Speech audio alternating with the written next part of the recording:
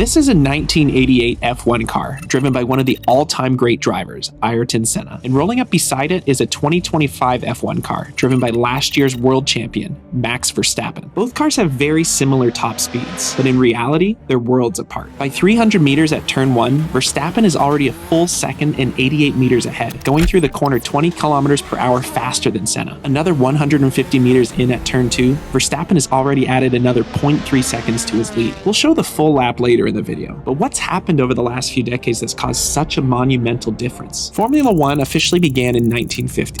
Back then, aerodynamics meant not getting launched into the air like a kite. Cars were fast, sure, but mostly because they had big engines and zero fear. Safety, optional. Then wings showed up in the 70s, and suddenly everyone was sticking to the track like duct tape on a hot muffler. And that brings us to the late 1980s, the turbo era. Ayrton Senna's 1988 car, the McLaren MP4, was a monster. It had a V6 turbo engine, around 675 horsepower in race trim, and a chassis that looked like a cigar glued to a go-kart. It was fast, but also kind of sketchy. This was the era of qualifying engines that could explode before lunchtime, brakes the size of teacup saucers, and enough turbo lag to file your taxes before the boost kicked in. Now compare that to Verstappen's 2025 car. On paper, the top speed isn't that different, but it's faster in literally every other way, and more planted through corners than ever. So what happened? Did F1 unlock some new secret weapon? Not exactly. You see, in Formula One, it's not just about going fast. It's about going fast within the rules. Every car has to fit inside a very strict box, literally and figuratively. Width, height, weight, power limits, tire sizes, wing placement, it's all controlled. And that's where the real game begins. Because inside those constraints, teams are in a constant battle to out-design each other. The result? Cars that stick through corners at speeds you'd expect from a fighter jet, not a land vehicle. That's how we went from twitchy turbo sleds like Senna's car to Verstappen's carbon fiber spaceship at corners like it's in a different dimension. So how are they doing it? What magic is being used to bypass physics and glue these things to the track? Wait, hold on. So are you assuming everybody in this video remembers high school physics or even did high school physics? Because I don't remember anything. Here are the physics in 60 seconds. For every action, there's an equal and opposite reaction. Okay, so I understand. Like throwing air in one direction and it pushes back in the other. That's the entire reason jets fly, rockets launch, and F1 cars stick. Now let's talk about airflow. Air can flow laminar, smooth, clean, predictable. Okay, so that's like a calm plane ride. Or turbulent, messy, chaotic, draggy. Turbulent, so like a bumpy plane ride. F1 teams want to keep air as laminar as possible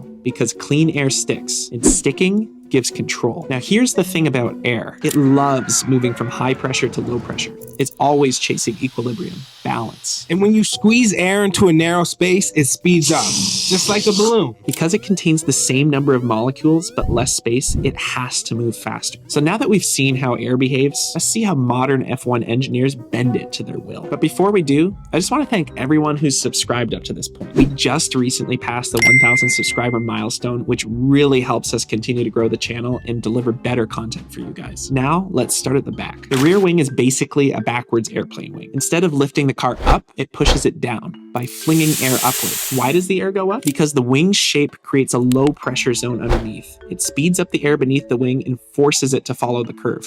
That imbalance in pressure, high on the top, low underneath, creates a net force down. More downforce means more grip through high-speed corners. At Suzuka, that's crucial in 130R in the S's. The more grip you have, the earlier you can get on throttle. The front wing is the first thing that air hits, and it sets the tone for everything that follows. Its job isn't just to generate downforce, it's to sculpt the airflow, create intentional vortices, and shield the rest of the car from the chaos created by the spinning front tires. Those little fins and edges, they're vortex factories, spinning air in tight spirals that energize the boundary layer and keep flow attached to the car's body. This makes sure that the air stays clean all the way down to the underfloor and diffuser, both of which are essential for ground effect to work. So if Verstappen is flying through spoon curve without sliding, you can thank his front wing for keeping his underfloor fed with clean, high-energy air. Here's where things get really powerful, the diffuser. As air rushes under the car, it's squeezed into a narrow tunnel between the floor and the track. Same amount of air, less space, equals faster flow and lower pressure. Then the diffuser expands that channel at the rear, creating a suction effect that pulls the car downward. This is the Venturi effect in full force, but applied across a 5-meter long under tray. The result? More downforce than the wings could ever dream to generate.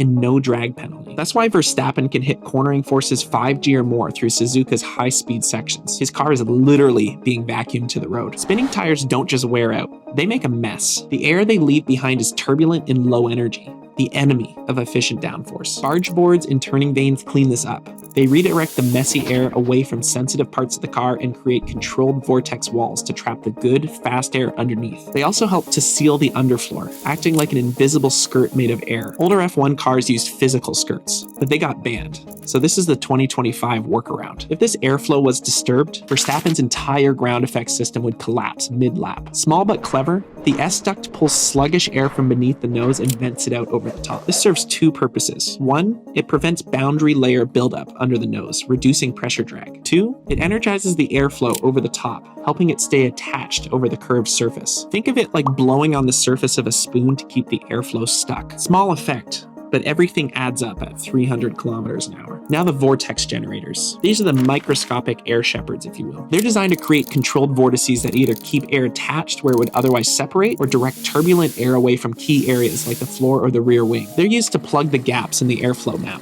like sealing cracks in a high-speed jigsaw puzzle. One of the reasons Verstappen's lap is so tight, consistent, and stable is because the air is doing exactly what it's told every millisecond. You might have noticed F1 cars often sit nose down and tail up. That's called rake, and it's not just for style. Increasing the rake means the floor acts like a giant diffuser, squeezing air from the front and expanding it at the rear. The shape creates a stronger suction effect under the car, more ground effect. It also helps the diffuser transition back to ambient air more smoothly, improving efficiency. It's like the car is being vacuum sealed to the asphalt. I've mentioned the term ground effect a few times, and it's a big reason why modern F1 is so fast. It's essentially just using the underside of the car to generate immense amounts of downforce as an inverted wing of sorts. And it includes the underfloor, the diffuser, the car's rake, and all the support systems that manage and protect the airflow. This whole system is why Verstappen doesn't just go faster than Senna. He's in a car that makes the air itself help him turn. But there's a catch. These physics tricks may help the car, but they do not make things easier for the driver. Because with this much downforce comes a price, G-force. Every time the car brakes, corners, or accelerates, it throws the driver into the seat with forces that bend the limits of human endurance. In Senna's day, drivers would feel maybe 2.5 to 3 Gs through most corners. Today, Verstappen regularly pulls 5 Gs or more. That's 5 times the force of gravity, enough to match a fighter jet in a tight turn,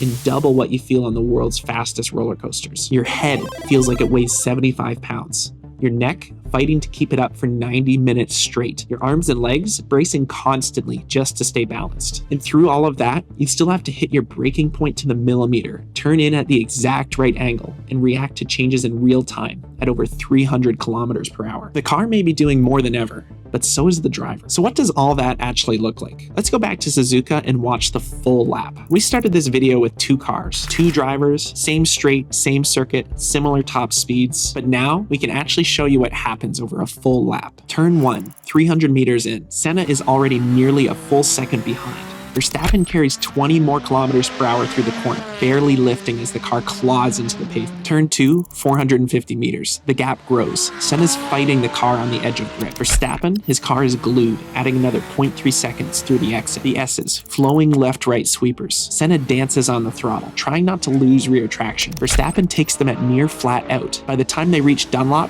he's over 3.5 seconds ahead. Degner 1 and 2. Senna brakes early and cautiously flicks it in. Verstappen, he brakes later, carries more speed, and never looks unsettled. Hairpin. Senna's analog throttle blips echo through the turn. Verstappen slows down more aggressively thanks to modern brakes, but gets back on the throttle far sooner. Gap widens again. Spoon curve, a double apex beast. Senna enters delicately, the rear always threatening to snap. Verstappen charges in faster, brakes later, exits earlier. By the time they launch down the back straight, the difference is stunning. 130R, one of the bravest corners in F1. Senna approaches it like threading a needle. Full commitment but careful. Verstappen, he's already through, flat out at 300 kilometers an hour. Casio triangle, the final chicane. Both brake hard, but Verstappen's car rotates faster, straighter, and then across the line. Max Verstappen finishes the lap in 126.9, a full 14.5 seconds ahead of Senna's 141.8. YouTube thinks you're gonna like this video. If you haven't already, like and subscribe, and we'll see you in the next